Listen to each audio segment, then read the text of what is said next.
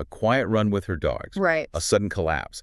And, just like that, the future of one of the world's wealthiest and most powerful monarchies was thrown into absolute chaos. It really is the kind of inciting incident you'd expect in a thriller, not in modern geopolitical reality. Yeah, exactly. So welcome to this deep dive. Today, we are taking a massive stack of sources. We're talking royal palace statements, global news reports, historical timelines, and international legal documents to unpack a story that has just totally shaken Southeast Asia. Right. We're looking at the tragic death of Thailand's 47-year-old Princess Bajrakitiyabha, which happened on June 11th, 2026. And the mission here for you listening is to explore, well, not just her truly remarkable life, but to decode the massive constitutional, legal, and dynastic crisis that her passing leaves in its wake. Because it is a massive crisis. It is. By the end of this deep dive, you are going to understand how this single medical emergency is actively reshaping the geopolitical landscape. Yeah, and to really grasp the void her death leaves, we first have to understand why she was so vital to the monarchy to begin with. Right. She wasn't just a figurehead. No, not at all. She was born on December 7, 1978. She was the eldest child of King Maha Vajiralongkorn and his first wife. But she didn't just sit back and rely on that status. Yeah, looking at her background, her education is frankly intimidating. I mean, she held a master's and a doctorate in law from Cornell University. Which is huge. Right. And she was an attorney in Thailand. She served as a general in the Royal Security Command. She was even an ambassador to Austria. She was basically the ultimate diplomat and legal scholar rolled into one. But what really stands out is her profound impact on the actual justice system.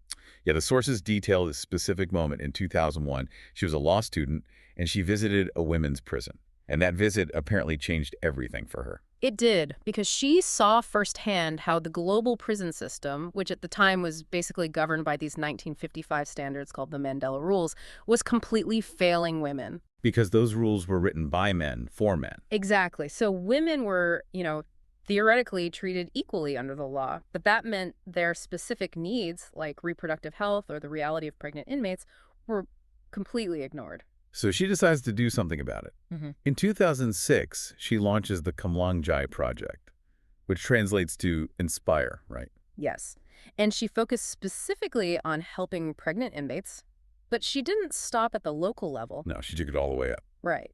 She basically took her advocacy straight to the United Nations, and by 2010, because of her direct push, the UN adopted the Bangkok Rules. And that's not just a symbolic thing. That's 70 distinct rules establishing global standards for gender-sensitive justice. Yeah. Non-custodial measures for women, better conditions. She literally changed international law. It's like she took traditional royal soft power and just wielded it like a systemic battering ram, Yeah. just turning pure empathy into hard international law. That is a great way to put it. She proved she had the sheer competence to lead. Which makes the transition to what happened next just so jarring. To go from that vibrant, active public life to this sudden tragedy. Yeah, it was December 14th, 2022. Right. She was out training her dogs for the Royal Thai Army's Working Dog Championship, just a normal day for her, and she suddenly collapsed. And the palace eventually confirmed it was a severe heart condition, right, caused by a mycoplasma infection. Exactly. And that collapse initiated a 3.5-year coma. Which is just, it's staggering to think about. It's jarring to think of a modern royal medical team unable to wake her for over 3 years. What does a 3.5-year national holding pattern feel like for a public that's just, waiting for a miracle? It essentially places the entire country in suspended animation. The monarchy is the center of Thai society.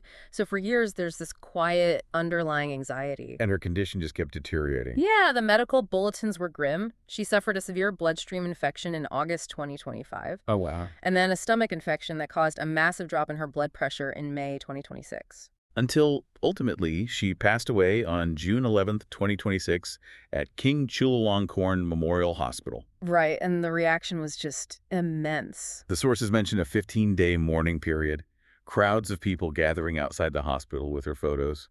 Yeah, and the international reaction really cemented her legacy. Like, leaders from Singapore, including President Tharman and PM Lawrence Wong, sent formal condolences. Right. They specifically remembered her 2014 visit as a Lee Kuan Yew Exchange Fellow. Exactly. But once the immediate shock of her death starts to settle, you hit this massive institutional wall. The succession vacuum. Right. Because suddenly, the ultimate backup plan, the most competent royal they had, is gone. So let's talk about why the backup plan is so complicated. Because it comes down to this really old law. The 1924 Palace Law of Succession. Right, and the sources say this law strictly dictates agnatic primogeniture, which basically means male line descent only. Exactly. It explicitly favors male heirs, and it gives the king the sole prerogative to appoint his successor. But King Vajiralongkorn hasn't done that. He's been on the throne for nearly a decade, and there is no officially designated heir. None. So by default, the heir presumptive is his 21-year-old son, Prince Dipangkorn Razmishal. And he's currently studying in Germany, right? He is. But there's a complication. There are these persistent, albeit unconfirmed, reports regarding his health, whispers about developmental challenges that cast real doubt on his fitness to rule. But wait, let me jump in here. If the 1924 Palace Law so explicitly favors men, why was the princess widely considered the most viable contender to become Thailand's first ruling queen or regent? I mean, how did that work legally? That is the key question. It goes back to a constitutional amendment from 1974. Oh, okay. Yeah, that amendment created a tiny loophole. It states that if the throne is vacant and the king hasn't appointed an heir, the Privy Council can actually nominate a princess. Ah, I see. So because she was just undeniably competent, she basically bridged the gap between this rigid 1924 male preference law and the 1974 Female Allowance Amendment. Exactly. She was the unspoken safety net.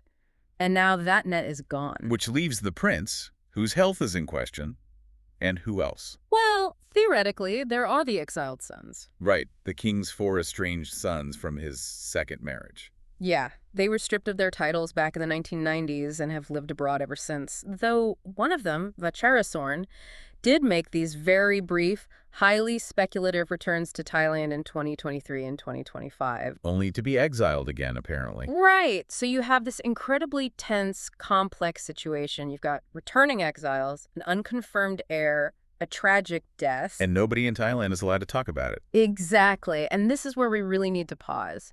Because the mechanism enforcing that silence is something called Section 112 of the Thai Criminal Code. Also known as the lèse-majesté law. Yeah. And before we get into the details of this, we need to be crystal clear with you listening. Yes, absolutely. We are not taking sides here. We aren't endorsing the lèse-majesté law, and we're not endorsing the political protests against it either. Right. We are strictly remaining impartial and just reporting on the legal facts and the political reality exactly as they're described in the source material. Precisely. We're just looking at the mechanics of the law, and those mechanics are severe.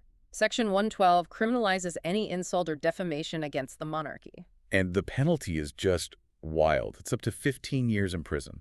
Per count. Per count. Yeah, and it's applied incredibly broadly. The sources note that even a 14-year-old was prosecuted under this law. That is, I mean, it's hard to wrap your head around. And it impacts the highest levels of politics, too. In August 2024, the Move Forward Party, which was a major political party, was banned entirely. Just for proposing reforms to the law. Exactly. Merely suggesting a legal debate about Section 112 was treated as a threat to the institution. It's basically like the lèse-majesté law acts like a soundproof glass dome over the monarchy. You, as a citizen, can see a massive succession crisis unfolding right in front of your eyes. But you are legally prohibited from speaking about it out loud. That is exactly what it is. A soundproof dome. Everyone sees the void left by the princess, but the national conversation is completely stifled. Which is terrifying for a country's stability. So let's distill all of this down for you listening. Why does this actually matter on a global scale? Well, Thailand isn't just a small, isolated nation. It is a vital economic and geopolitical anchor in Southeast Asia. Right. The monarchy itself controls an enormous amount of wealth. We're talking billions in assets. Yeah, and when there's a constitutional crisis, or even just this intense succession uncertainty, what financial analysts call a succession uncertainty premium, Yeah. that ripples out. Oh, absolutely. It affects global markets. It affects regional stability in Asia. You have military factions, political parties, all operating in the shadow of this massive unknown. And for decades, the princess was the known variable, the stabilizing force. She was. So I want to leave you with a final thought to mull over. When we look at Thailand's 1924 male preference law, it feels incredibly rigid. But other monarchies have faced this and adapted. Right, like in Europe. Exactly. Look at Sweden. They shifted to absolute gender-neutral primogeniture way back in 1980, meaning the firstborn inherits, regardless of gender. Which completely bypasses these kinds of crises. Right. So ponder this. If Thailand had decoupled its succession from gender decades ago, would Princess Bajrakitiyabha have simply been named the undisputed heir from birth? It's a profound question. And if she had been the official heir her whole life, how would her tragic death today have been handled differently by a nation that had already legally, openly accepted her as their future leader? It really highlights how much a legal technicality can alter the destiny of a whole nation. It really does. Well, that wraps up our look at this complex issue. Thank you for joining us for another custom deep dive.